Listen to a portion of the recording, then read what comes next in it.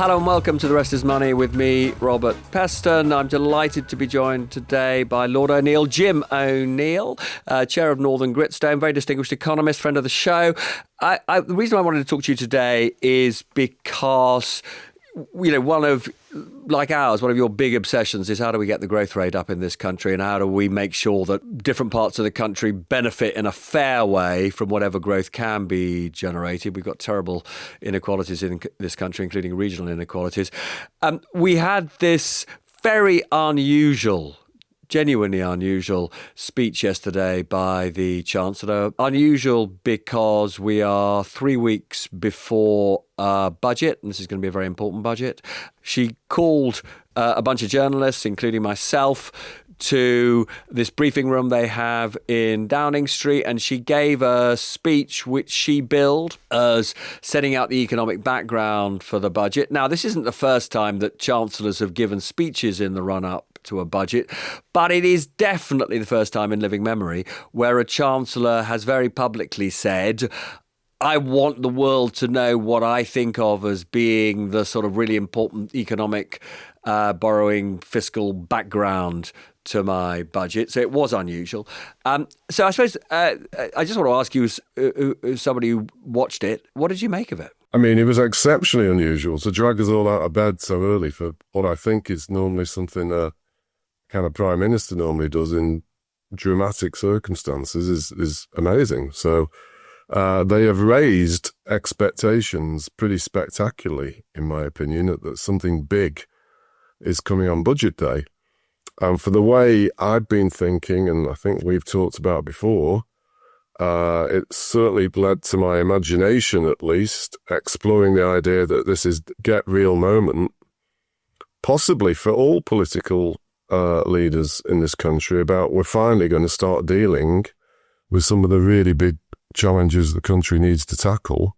I think it's pretty clear that what the Chancellor did by choosing the time, the audience, and what she said, she's going to break the manifesto pledge, which has been pretty clear to me for at least since they climbed down on the welfare reform that they're going to have to. In fact, I've been suggesting that to her colleagues. And so I welcome that. I don't, people are going to have political fun and games about it, but it's necessary. There's a lot of things that need to change. There's a lot to unpick there. So let's just start with, she creates this idea that it's an emergency by doing, as you say, 8 a.m, summoning political editors, economic editors to Downing Street. Did her analysis of what's gone wrong live up to the billing? Obviously, people can pick holes and say, well, a lot of this might have been evidence when you were elected, and certainly when you had a budget a year ago. I wouldn't want to spend my time on all of that because aspects of that are probably true. But I think as time goes by, and now that the OBR has sort of forced a hand a bit by revising down the productivity forecast and therefore implicitly as we're all expecting, the debt situation, and probably because of the very bothersome opinion polls for the current government, they've got to wake up and smell the money. And what are they in power for? And are they going to be able to get growth going significantly, as well as really persuade the bond market that the UK debt situation is going to be dealt with? It's been very clear to me since June, until 2 weeks ago, the way the gilt market has traded, where yields haven't dropped when US and German yields have dropped, and ours have gone up more when theirs have, that's a classic sign. And now, of course, if there isn't any significant on budget day, the markets will not like it at all. Two big issues there. One is the challenge of getting the debt under control, £2.9 trillion. The point about the national debt is it's been on a straightforwardly rising tack, which is obviously a concern to lenders, to investors in the UK. As somebody who was there, as somebody who asked her a question, it was clear to me that what she wanted to get across was a message to reassure lenders to the UK, investors in gilts, in government bonds, that she was going to get the growth in the debt back to something that is, I suppose, closer to growth in the economy and therefore not spiralling out of control. But there was another way of seeing the sort of backdrop to what she talked about, which I didn't feel she really addressed at all.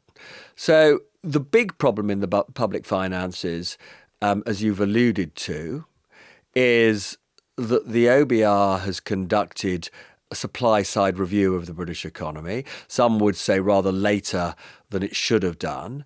And that supply-side review is bringing it into line with the Bank of England and other forecasters.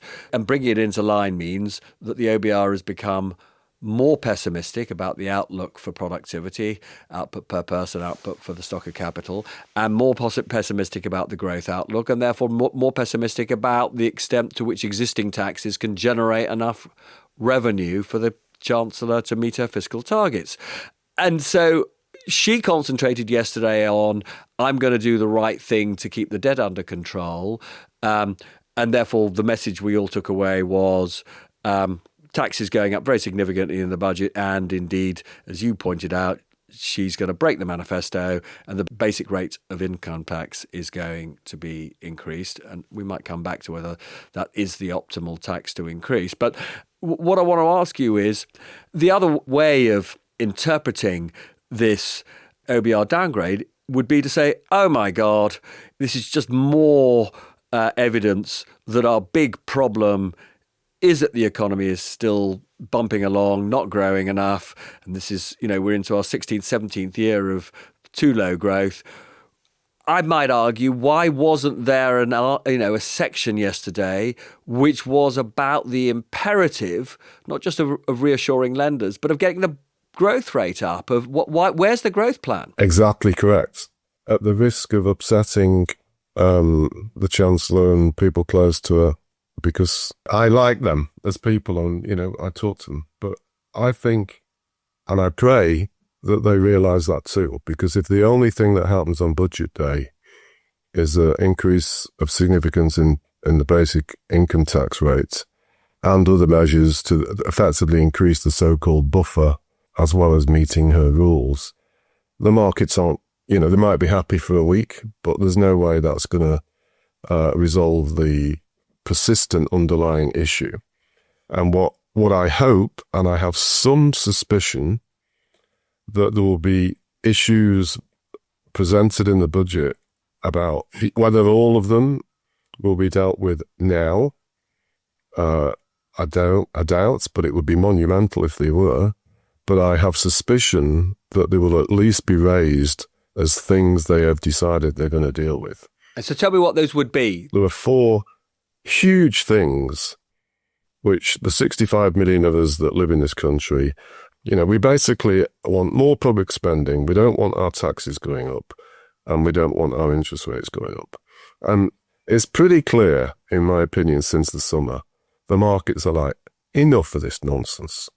So one of the more things you would like to see from her is that she would drop this commitment that the state pension goes up. It's the higher of CPI 2.5 or earnings. Or earnings, yeah. Which, as you say, many people, including yourself, would say is just unaffordable. Not only is it unaffordable, but it's completely unfair from a generational perspective. And of course, indirectly links to many other issues. The second thing that I would love to see, and if we would have had this call 6 weeks ago, I would have had more confidence something's coming, but it's all gone quiet, is major reform of the taxation of property in this country, both in terms of getting away from this 3-4 decade out of date approach to council tax, where wealthy people get subsidized effectively, and also being bold enough to say that we have a plan when the circumstances are right, if not now, to get rid of stamp duty too. As you're saying, so your second area where you'd like to see proper reform is in terms of the taxation of property and housing. I mean, as a start, do you think there's any chance she'll simply announce, which seems to many of us to be, in a sense, the absolute sort of minimum that they should be doing, of just revaluing our properties? Because we haven't had a proper revaluation since, I think, 1991 or something. Yes, I think there's a reasonable chance that's going to happen. And it should. And if she revalues, then how would you tax housing? I'm not a housing expert, but what I find interesting is those that have been a lot more vocal about it the past 2 months than they have been for years. So they obviously see a window. I think they need to just have a completely different system, but one that allows for more frequent changes to the actual rate, pending, the circumstances that drive these things. And we need to get rid of the stamp duty. Is, put 5 economists in the room, and this would be one of the areas where there wouldn't be 5 different views. I think you would get an overwhelmingly positive response. I know you absolutely do. I mean, the idea that we're actually penalising people for moving is ridiculous. It's bonkers. It's bonkers. And so I think there's a chance of some movement on that, and maybe more than they've talked about recently. I'm not sure. I'd hope so, but because the chance that the time is now. And now to do it. And do you think there should be a differential, people call it a mansion tax. I mean, if you abolish stamp duty, if you manage to make council tax a more rational tax because you at last get up-to-date valuations where, more expensive properties do get charged significantly more, because at last we have data on which of the properties that are genuinely the most valuable. But would you also have an additional so-called, mansion tax on the more expensive, an additional tax on more expensive properties? No, I wouldn't. I think you just need to go to a smart system. It depends.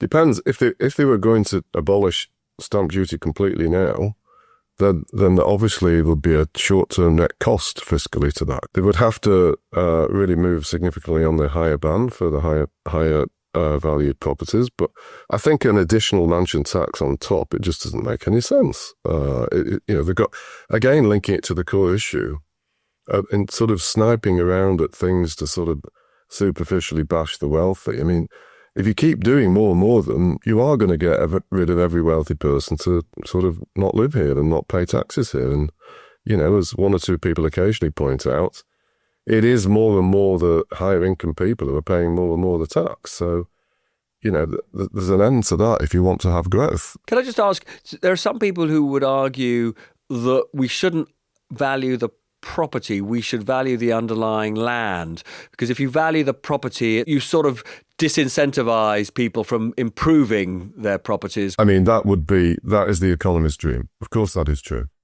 I mean, the real major ultimate reform is to shift to a land value-based tax completely. I mean, in your conversations with the Treasury, do you get any sense that they're likely to be as bold as that? In recent weeks, it's been a lot quieter. I think that might reflect more broadly that they're a bit irritated with me saying they are going to have to break the manifesto, so they might not want to talk to me quite as much as they have. But I did, but not so much recently. So we're going to go for a very quick break, Jim. I'll be back in a minute. This episode was brought to you by the Teaching Further Education campaign. Now, from bridges to train lines to wind turbines, Britain's infrastructure didn't just appear overnight. It was built by engineers, and those engineers were taught by someone. That someone could be you. If you're an engineering professional, your real-world industry experience could be more valuable than you realise. And that's what further education is all about. For learners aged 16 and over who aren't in school or studying for a degree. So take Donna, for example, who became a computer-aided designer at an electrical engineering company in her 30s. So while working and completing her higher diploma, she was asked if she'd ever thought about teaching in further education. And she jumped at the chance. Now she's inspiring the next generation of computer-aided designers to work sustainably, sharing her knowledge where it matters most. In further education, you can teach students aged 16 and up in workshops, classrooms, on-site, or anywhere students can get hands-on experience. You don't always need a degree or prior teaching qualifications to start teaching in FE either, with many employers offering funded on-the-job training so you can start sharing your skills, making a real impact and earning right away. Visit gov.uk/teaching further education to find out more. Welcome back to The Rest is Money with me, Robert Peston. I'm delighted that Jim O'Neill's here. Now, who knows whether in the end the Chancellor will be as bold as she needs to be to essentially put in place a compelling growth agenda in this budget on November the 26th. But there are four big things you would like to see from her.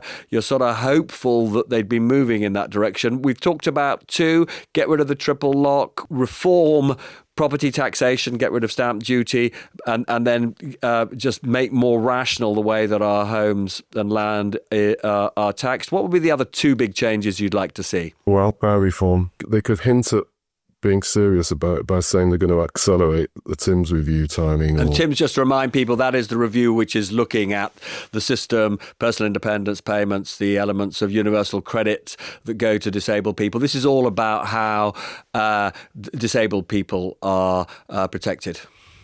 Well, I've become, since the climb down and all the political fallout, frankly, it seems to be being gamed. There was a remarkable piece in the Sunday Times by, I think it was Tom Culver, maybe 2 months ago, showing the number of people that claim all four forms of PIP, and it's now close to 1 million people. Their average earnings are 3,000 more than the minimum wage. And in a civilized, sophisticated nation, for that to be the status quo is kind of ridiculous. And especially when you look at the speed in which that has risen. And you can see it also in terms of other forms of, let's call them broad welfare payments. I think something that I know on a personal basis you're admirably so involved in with schools, and a remarkable rise in so-called SEND children who have to go to special needs. The amount of the increase in payments that are going to families effectively for an incentive also seemed very financially luxurious. And so there are many of these things which are adding to the future debt burden that somebody is clearly going to have to deal with. And yes, you're going to make sure that you're being fair, so those who are genuinely in need of these things, so genuinely disabled people, and to incentivize the school system to not just think about where they are in the league tables, but educating children properly as opposed to just happily sending them off to some other place because it affects their league tables. You know, these things are like really important as part of the astonishing rise in our welfare budget. And I think that would really persuade long-term forecasters about the UK's supply side. Charlie Mayfield, I heard this morning, giving some evidence of the review he's been conducting. And of course, we all know the numbers are astonishingly bothersome. And the sets, if we carry on the way we are, they're going to rise dramatically more. And you know, ultimately, long-term economic growth, which is what the OBR focuses on, is driven by the number of people that are fit and healthy enough to work and their productivity. And so somebody, and it feels, my instinct is it's getting closer because the political downside of not doing is just increasingly limited. Somebody's going to start doing something about that. And I think the existence of the Timms review gives them the chance to do it, especially because the other main two political threats, actually maybe I'm wrong, there's more than two. Certainly the reform movement is now shifting dramatically. And of course the Tory party started to make noises about this, so it's going to have to be dealt with. I mean, I suppose my issue just here would be that although it must be the case, you can receive benefits that exceed, you know, as you say, minimum wage work. There will be some gaming that is going on. But I think one should not minimise the fact that there has been a genuine rise in mental health problems, and it is connected to things like social media and the COVID crisis and the rest of it. So it is not the case that everybody who's claiming is somehow making it up. And this is an argument, I mean, I actually had this on the podcast with Mel Stride, the Tory shadow Chancellor, who absolutely takes the view there's got to be welfare reform. And I think, you know, frankly, this is a government that believes there has to be welfare reform, that the rate at which these budgets, whether it's the budget for disabilities, whether it's the budget connected, as you say, to vulnerable children, SEND children, the way they're rising, it's absolutely clear to me that they are rising in an unsustainable way. The bit of it that no political leader is prepared to grasp, though, is I do think that if you are going to tackle these problems, you have to be prepared to spend quite a lot more money in the short term. Because if you're going to basically get these people off benefits, what are the things you're going to have to do? Well, you've got to give them advice. You've got to give them skills. You've got to give them proper mental health support. And these are, I think many of the people who are currently claiming benefits and not at work would love to go back to work, but they're not being supported to do so. And governments that want people to go back into work, it costs you money, and you can't do these things for nothing. No, I'm glad you pushed me on it. I certainly don't want to create the impression that everybody that's claiming these things is gaming the system. It's obviously not true. But what is clear, if you look at the scale of the increasing trend in so many areas, for some reason, the UK is dramatically unique in the G7. It's much worse here than it is elsewhere. That is true. And that should give us pause for thought. Yes, exactly. That's, as an economist, you immediately think about those things. I mean, all the sort of societal forces that one thinks might be contributing to this are not unique to British people. And so why should ours be rising so dramatically compared to elsewhere? So, and you're right, you need to do all the things to incentivize people to get into work. But let me bring as a subsection of this third thing, and I'm quite involved in this as it relates to Greater Manchester, a better way of dealing with the complexity of it is devolving some of the responsibility and linking it to different budgets. Greater Manchester is being given, as part of its latest Devo settlement, a really modest trialling, let's call it experiment, where it's preventiveness, looking at the interrelationship between social care, mental health, and welfare payments.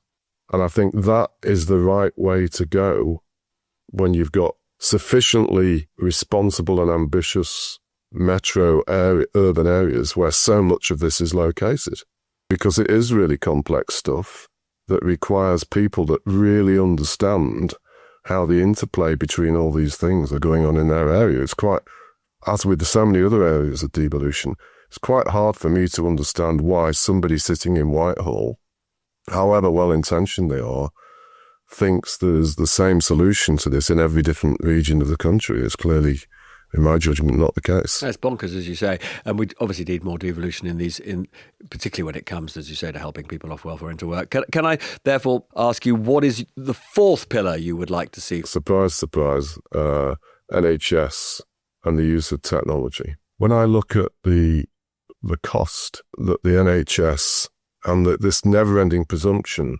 whatever else is going on, is going up in the future, I increasingly believe that, and in fact, I actually ended up writing a piece about this out of frustration entitled, "What is the point of AI unless it can boost productivity?" And one of the, if not the single biggest area that's relevant to this country is the role of much more substantial technology, ranging from basic diagnostics to much more sophisticated things, in embedding technology and linking it up all across the health system. We desperately need to improve the productivity because that is easily the one that's the largest and growing so much.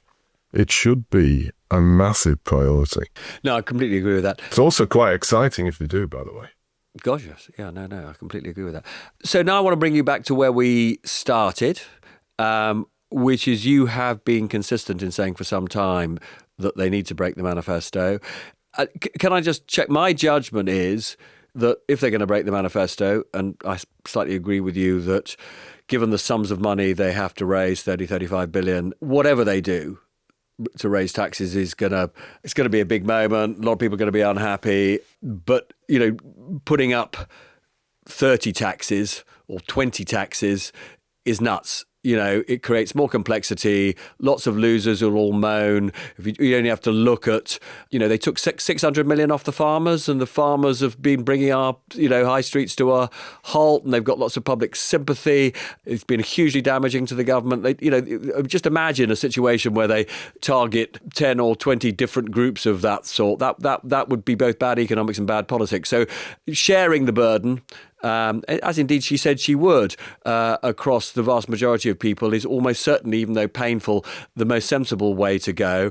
But am I right that actually in the current circumstances, putting up the basic rate of the choices that she has, if she's going to break the manifesto, national insurance, basic rate of income tax, VAT, the other one that's ruled out is corporation tax, is putting up the basic rate of income tax the least worst bad thing to do? Yes, in my opinion. As you asked that, I'm thinking it in the context of what was something that she didn't say much, but I thought was quite precise yesterday, and you were sitting there, so tell me whether you agree. She emphasised the focus on trying to reduce the cost of living. So I think that certainly means VAT.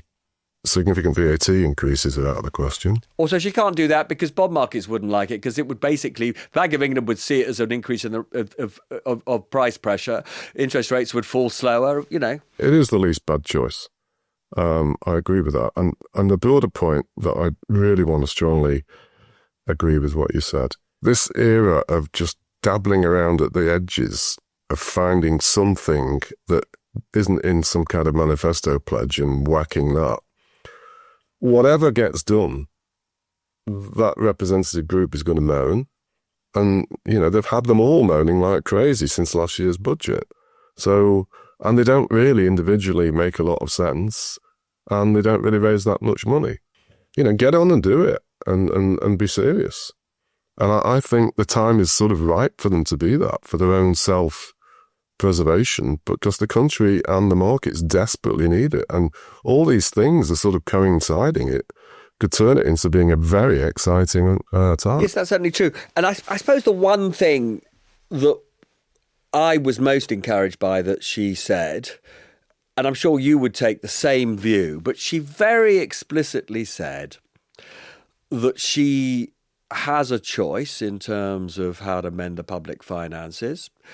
And although she didn't name George Osborne, it was plainly referring to what happened in those early years of austerity, because what she said was, she said, fix this hole by cutting back investment. And she said very, very explicitly, I am going to take the hard long-term view. We need investment to get our productivity up, to essentially fix the economy. And it was the one thing she said yesterday where I did inwardly have a bit of a yippee. I suppose the challenge, of course, is that where people like you and I think, thank goodness she's taking a slightly more long-term view and she's not going to make the easy political choice of cancelling, 20, 30, 40 billion of investment 3 or 4 years out. Nonetheless, that's still politically, given our short-term political cycles, we shouldn't underestimate that is quite a brave thing she's doing, putting taxes up rather than cutting investment, and she should get credit. She should get credit for that. I really admire how you have raised that, because if I really home in on the journey, I'm a huge fan and the focus on boosting public investment. She is the first Chancellor that's really done that from I can remember in a long time, and it is very admirable, because that's part of boosting growth, and something you and I have discussed before in one of these chats. And actually, coincidentally, the day before we were having this chat, I gave evidence to the House of Commons Business and Trade Committee on this topic, and they should reverse the way they've allowed NISTA, the new entity that's presiding over infrastructure projects, to just become another part of the treasury, and make it really publicly transparent so they can make this clear commitment to public investment spending even better, because it is vital. And you are right. For her to reiterate her belief in that yesterday is really admirable, because it's really important for dealing with our growth challenge in the UK. Now, we like to finish on a positive note. That is a positive note. We've had lots of constructive suggestions, but we have got this really important budget coming up. Jim, as always, great to see you. And we'll pick up again after the budget, where we will have to do some kind of assessment whether she's done the right thing. Thanks again, Jim. Thank you so much for having me on. Always a pleasure. And that's it for this week's Rest is Money. See you soon.